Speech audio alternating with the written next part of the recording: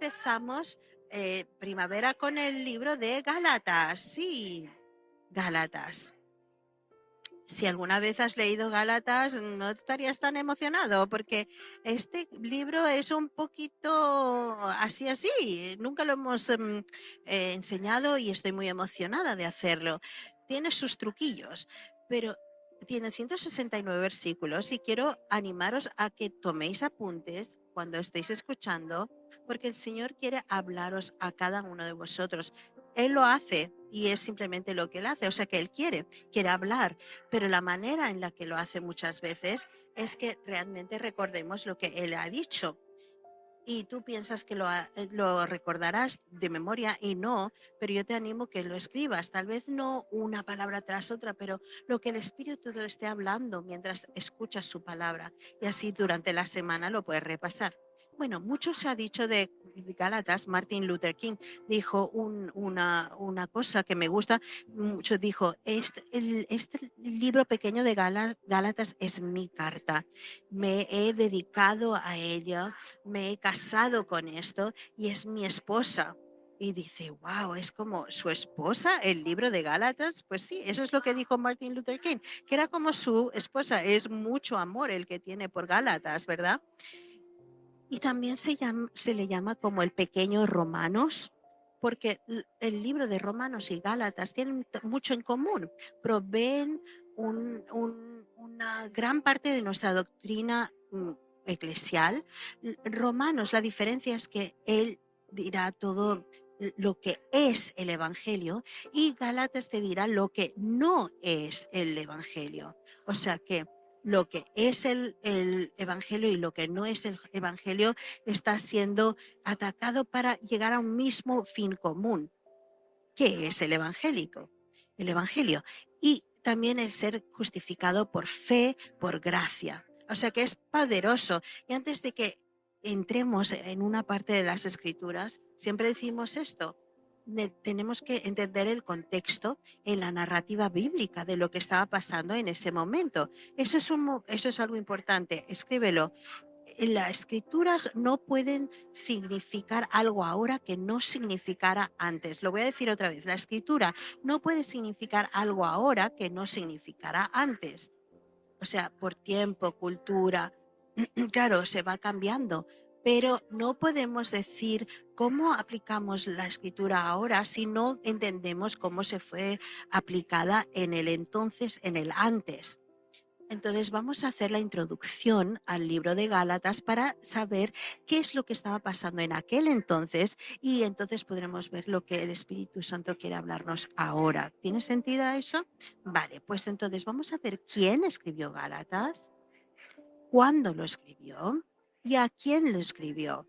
Y este es uno grande pedazo de lo que vamos a estudiar. ¿Por qué? ¿Por qué se escribió Gálatas?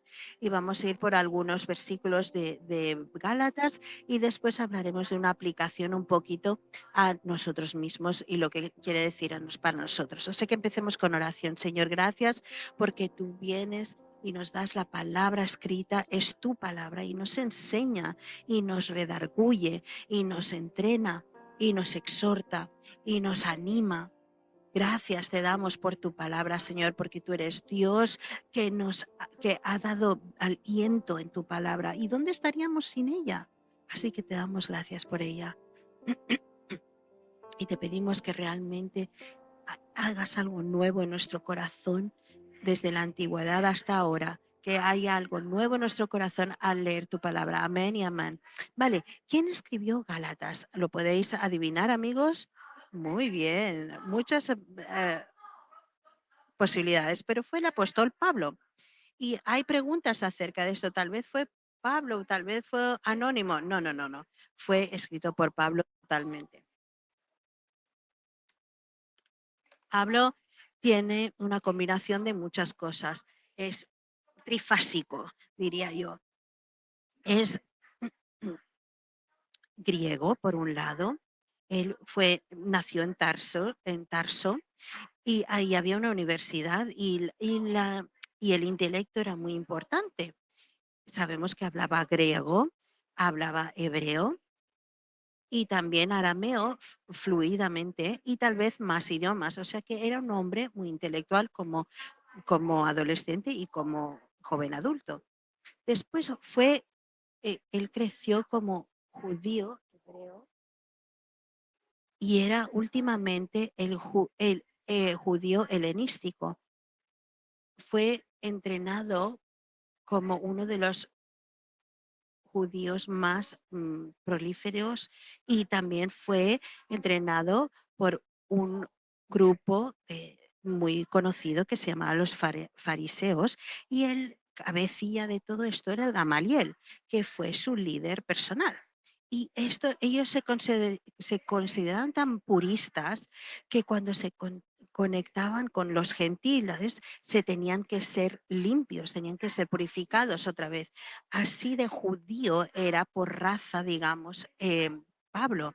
Así que era un griego, un intelectual griego, culturalmente, por raza era hebreo y por ley era romano, era ciudadano romano. Esto tal vez te dirías, bueno, sin más, pero era muy importante porque en el Imperio Romano solo había un 20% de ellos que tenían que eran ciudadanos romanos, los demás eran esclavos, pero él no, él era ciudadano romano y esto fue tu acceso, o yo le llamo su ticket de oro, porque de esta manera él pudo ser misionero por todo el Mediterráneo y todo el mundo conocido en ese momento. Y es una aplicación que tenemos que tener en cuenta, que Dios prepara y equipa a cada uno de nosotros para el ministerio que Él tiene para y por nosotros. La palabra de Dios dice claramente que tiene buenas obras para que nosotros podamos llevar a cabo, que Él ya pensó de antemano. Así que Él está usando tu historia familiar, todo lo que en lo que has crecido. Él está usando todos tus talentos, pasiones, tus experiencias y te está preparando y equipando para el ministerio que Él tiene por delante para ti. Y muchos tal vez diríais, wow, qué maravilla, porque habéis tenido buenas experiencias. Y uno de los ejemplos sería John, por ejemplo, que creció aquí en Europa y a mí en Latinoamérica. Y ahora servimos aquí en Europa y yo fui también en Latinoamérica, que aprendí en castellano y ahora servimos en un sitio donde se habla en castellano. Y decir, wow, pues mira, y tú también, porque tú sabes cocinar, porque el ministerio que Dios tiene para ti. Y no puedo parar de pensar en, quiero comer eso. Tú has nacido aquí y tú has nacido aquí y quieres que tú eres catalán y has nacido aquí y quiere que hagáis algo a través de lo que Dios os ha dicho a vosotros como nacidos aquí. La cuestión es que Dios se está preparando y todo el mundo le ha aplaudido porque ha probado a hablar en catalán. Bueno, la parte es que nos encantan las partes buenas, pero bueno, hay partes también de nuestra vida que no nos gustan las partes horribles y no queremos recordarlo. Él no- pero no hagamos daño teológico aquí. Él no planeó lo malo que ha sucedido en tu vida, lo permitió, esto es otra historia, pero no lo ha preparado. Pero si tú le permites todo tu dolor, todo lo que pasaste, todo lo horrible que haya pasado en tu vida, Él también lo puede transformar y usar para bien, para ti y para todos los demás. Amén, amén. Es un lugar maravilloso decir amén, porque piensa en la vida de Pablo. Habían momentos en su historia que eran horribles. Su nombre ni siquiera era Pablo, era Saúl. Saúl era un piadoso religioso helenístico y no se escondía de eso, perdón. Él odiaba a los cristianos, era un terrorista religioso, que su misión completa era buscar y matar a los seguidores del camino, así se les llamaba, y esa era su misión. Y en Hechos capítulo 9:1 dice: mientras tanto, Saulo respiraba aún amenazas de muerte contra los discípulos del Señor. Está respirando amenazas de muerte contra los discípulos del Señor. Él pidió que realmente apedrearan a Sebastián. Él estaba de camino a Damasco para dar mm, permiso a que cualquier cristiano que se le encontrara en prisión se le pudiera matar. Esa era su misión. Y en Hechos capítulo 9, 3 y 5 todo cambia y dice,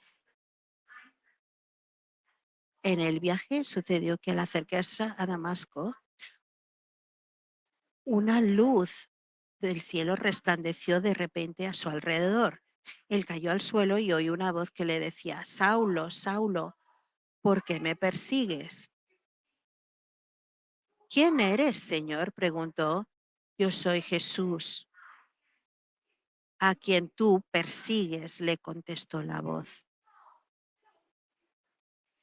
¿Ves? Saulo sabía que estaba persiguiendo a un grupo de gente. Él pensaba, puedo estar persiguiendo a cualquier persona, una religión porque eran peligrosos, pero no, estaba persiguiendo a una persona, a Jesús, Jesús mismo. Y él le dice, me estás persiguiendo a mí, Saulo, ¿qué estás haciendo? Esto se le llama una cristofonía, que es cuando el Cristo resucitado se aparece a alguien. Y eso es lo que le pasa a Saulo en el camino de Damasco. Y fue cambiado por siempre. Y tal vez podríamos pensar en algo. Nadie está más allá de la habilidad de que Jesús pueda tocarlo y transformarlo. Rosemary ha dicho amén, di amén más fuerte. Nadie está fuera de la capacidad de Jesús para tocar y transformarlo. No me digas que Dios no te puede salvar a tu hijo. No me digas que Dios no puede salvar tu padre o tu jefe o un terrorista o un presidente de una nación. No hay nadie que está fuera del alcance de la transformación de Jesús. Y quiero que esa fe te crezca dentro de ti, porque muchos habéis estado orando por esto por mucho tiempo para ver transformación en alguien. Y no sé cuándo será, no sé si dirían que sí o no, pero lo que sí sé es que Dios es capaz, porque vemos que en Pablo dice, todas las cosas es posible a Dios. Y cuando tú te encuentras con Jesús, todo cambia. Este judío fariseo griego, griego entendido, tiene una comisión de repente que cambia del todo y está comisionado a los gentiles que no tenía permiso de tocar antes de conocerse con Jesús, que comparta la revelación del Evangelio. Y él odiaba eso y todo ha sido cambiado de repente. Y mientras está en Arabia, en Antioquía, en Jerusalén, Pablo es llamado a ir con Barnabé como misionero y uno de los primeros lugares que va es a Galicia, a Galacia, perdón, Galacia. Galacia es a los que está escribiendo este libro, a los Gálatas en Galacia. Y hemos dicho que fue escrito por Pablo y fue en el 48 después de Cristo. Fue una de las primeras cartas, si no la primera carta que Pablo escribió, y tal vez posiblemente una de las primeras escrituras del Nuevo Testamento.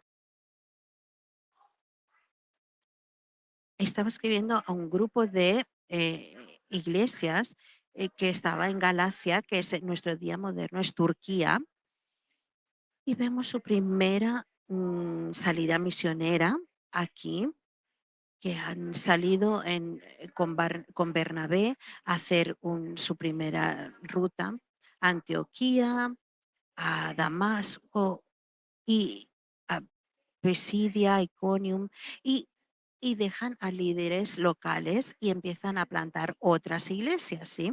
Y todo esto es en toda Turquía o toda Galacia. Y está escribiéndole a todos aquellos que está pastoreando desde lejos y que ha dejado iglesias allí plantadas y ha continuado avanzando con el Evangelio a otros lugares.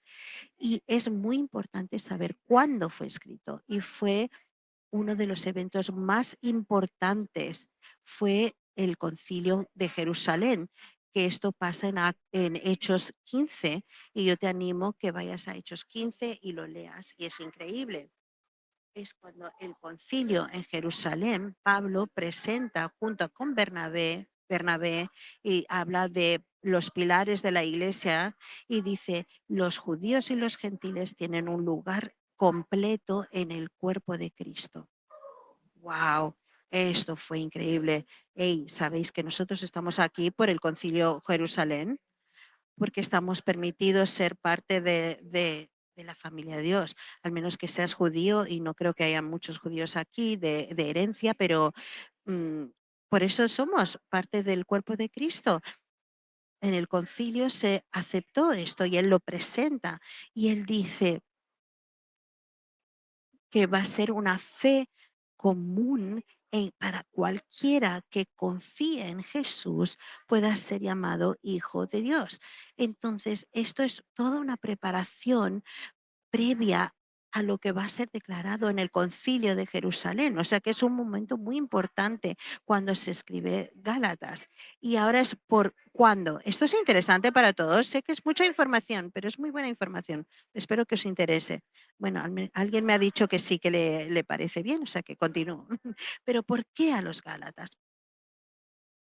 Sabemos que él escribe a todas las generaciones, pero ¿por qué fue escrita en ese momento exactamente? Sencillamente porque Pablo está enfadado. Lo quiero decir con una sonrisa, pero Pablo está enfadado. John me dijo, di la verdad, pero con una sonrisa. Bueno, pero está así, está enfadado, muy enfadado. Ha plantado la iglesia y el momento en que están establecidas y se marcha, en sus propias palabras dice, tan rápido os habéis olvidado y que es tan asombroso que los que estaban en Galacia estaban apartándose de la verdadera doctrina y de la palabra de Dios. Y fue como, así de rápido, estáis dudando y ya estáis disipándoos. Había un grupo judaizantes, que era un grupo de profetas, pues que no estaban diciendo la verdad y se llamaban judaizantes porque ellos decían que primero tenías que ser judío para poder creer y vivir bajo la ley judía. Insistían que la salvación era una combinación de la gracia de Dios, pero con el trabajo humano. Y esa era su definición de salvación. Sí, la gracia de Dios, más tu trabajo personal, y eso te daba derecho a ser salvo. Así que los judíos y no judíos gentiles tenían que seguir la ley de Moisés. Y la palabra de Dios dice no, porque Jesús vino a cumplir esa ley. O sea que lo que los judaizantes estaban diciendo era que la gracia no era no era, perdón, que la gracia no era suficiente, que Jesús no era suficiente, que el hecho de que Jesús muriera y, y se entregara por nosotros no era suficiente, tenía que ser suplido por nuestros movimientos religiosos y nuestras actividades religiosas. Y eso le decía directamente a los Gálatas. Y Pablo les dijo, ¿sabéis qué? Pablo no es realmente un apóstol y vosotros no estáis totalmente salvos. ¿Cómo pensáis que estaba Pablo cuando oyó eso? Cuando oyó de lo que estaban diciendo a sus nuevos cristianos, los gentiles y los judíos en Galacia, sí se vuelve loco, se pone súper enfadado y les dice, ah, sí, pues voy a poner puntos sobre las íes.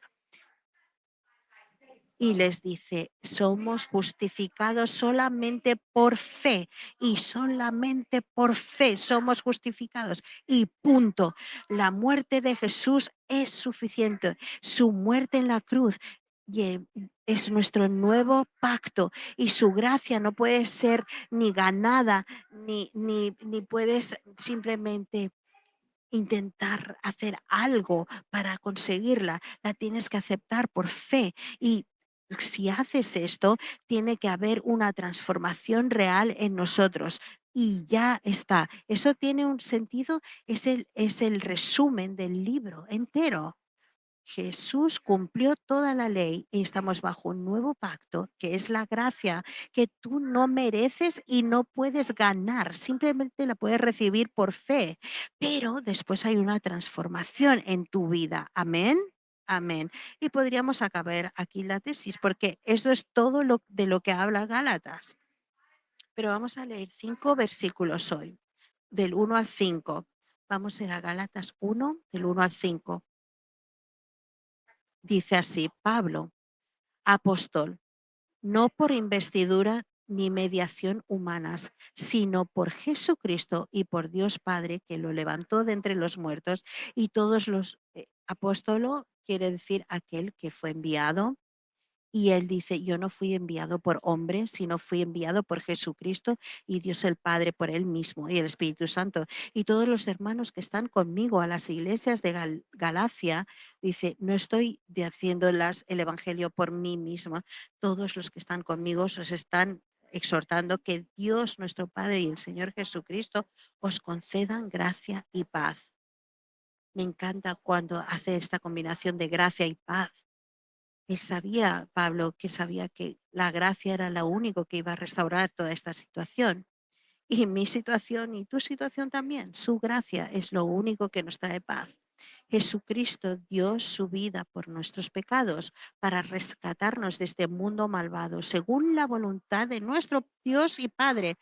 Él se dio a sí mismo. Nadie forzó a Jesús para que muriera. Él se dio libremente para que podamos movernos y ser rescatarnos de este mundo malvado, a quien sea la gloria por los siglos de los siglos. Amén. Y dice: Jesús recibe la gloria, no lo que nosotros podemos hacer, y le daremos la gloria por ahora y por siempre. Amén. Amén. En esta introducción salta sus palabras dulces que normalmente tiene, y en el versículo 6 que John hablará de esto, dice algo directo y dice: me asombra, estoy asombrado de cómo habéis desechado la verdad tan rápido y os habéis ido a las mentiras. O sea que da una introducción muy rápida y dice: lo voy a hacer rápido porque tengo muchas cosas que deciros. Así que nosotros en nuestra introducción os digo que nos tenemos que recordar que el Evangelio en Galacia estaba siendo pervertida, estaba siendo transgiversada, y todo el mundo estaba simplemente aceptando esas transgiversias y aceptándolo. Y eso es lo que el enemigo hizo entonces y también lo hace ahora. Tal vez no hay judaizantes en medio nuestro, pero hacen lo mismo, intentan pervertir lo que es puro. Él tomará lo que es verdadero y intentará ponerle falsedad. Intentará tomar lo que es recto y claro y darle una vuelta. Eso fue lo que hizo entonces y es lo que hace ahora. Pero solamente un evangelio entonces y ahora también. Y es Jesucristo y Jesucristo crucificado. Amén. Te voy a llevar a Romanos ahora. Y es la revelación más clara de las Escrituras. Romanos 3, 23 a 25. Lo vamos a leer despacio. Esta es la palabra: pues todos han pecado y están privados de la gloria de Dios, pero por su gracia son justificados gratuitamente mediante la redención que Cristo Jesús efectuó. Dios lo ofreció como un sacrificio de expiación que se recibe por la fe en su sangre.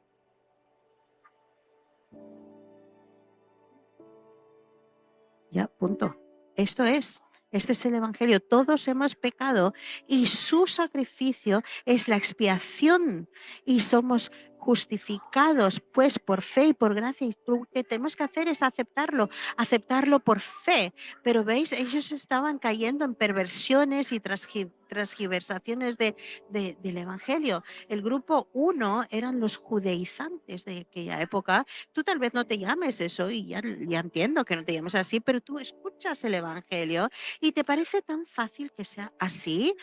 como gracia, amor y que es incondicional y dices bla, bla, bla, eso es demasiado fácil, eso es demasiado sencillo, así que tengo que poner suplementos a esto y hacerlo más difícil.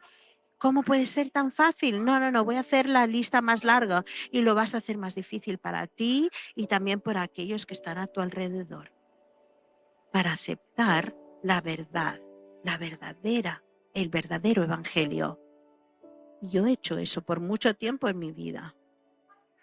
¿Qué puedo hacer? ¿Qué puedo hacer? ¿Qué puedo tener? ¿Qué actividad religiosa para merecerme o para ganarme esto? Y Pablo me diría chillando, no te atrevas a hacer esto, porque él sabía lo que era hacerlo todo perfecto en el nombre de Dios, de la religión. Y dice, yo fui liberado de eso. En el capítulo 5 dice, tú también eres libre de eso. Y en el capítulo 4 dirá que ya no eres esclavo, sino que eres coheredero, que eres hijo. Y dice apóstol, profeta, evangelista, todos los que están diciendo cualquier otra cosa que no es esto son falsos. Nosotros fuimos justificados por fe, solamente por eso, y no tenemos que añadirle nada más. Y no tenemos que hacer una lista más larga. Sí, leemos la palabra, sí, oramos, sí, servimos, hacemos ayunos, pero hacemos todo eso porque somos salvos.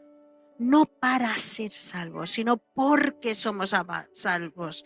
Sí, la actividad religiosa nos ayuda si nos lleva a una relación más profunda con Jesús. Si no, estamos cayendo en un evangelio erróneo y falso. Así que mi primera pregunta para ti es, ¿tus actividades religiosas te están llevando a una relación más cercana con Jesús?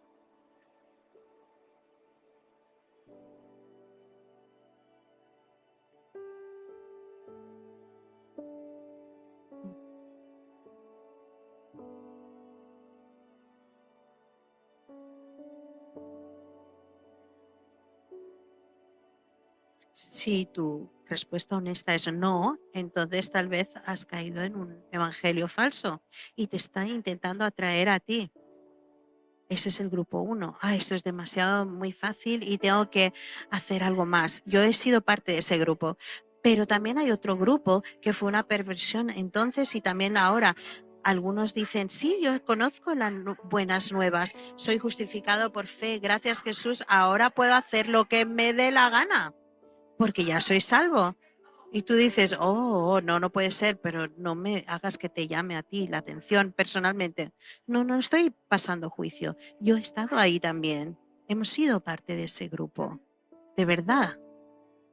Vas a la iglesia, cantas las canciones, escuchas la palabra, abrazas unas cuantas personas cuando sales y no cambias nada. Y él, Pablo, te diría desde su profundo corazón, no te atrevas a hacer barato el precio de la cruz. Usamos nuestra libertad para podernos servir unos a otros, para crecer en el fruto del Espíritu, para poder servirnos, para servir a Dios, para servirnos unos a los otros, no para gratificar los deseos de tu carne. Es por eso que fuiste liberado. Así que mi segunda pregunta es, ¿el Evangelio está trayendo transformación real en tu vida cada día? ¿Estás hablando diferente, actuando diferente en tu trabajo, con tus amigos, en tu fin de semana? ¿Hay una transformación? Si la contestación es no, podrías estar cayendo en un evangelio erróneo y falso. Pero Él te está trayendo otra vez. Y tal vez unos cuantos no habéis oído estas noticias buenas antes, pero ahora John os invitará a hacerlo.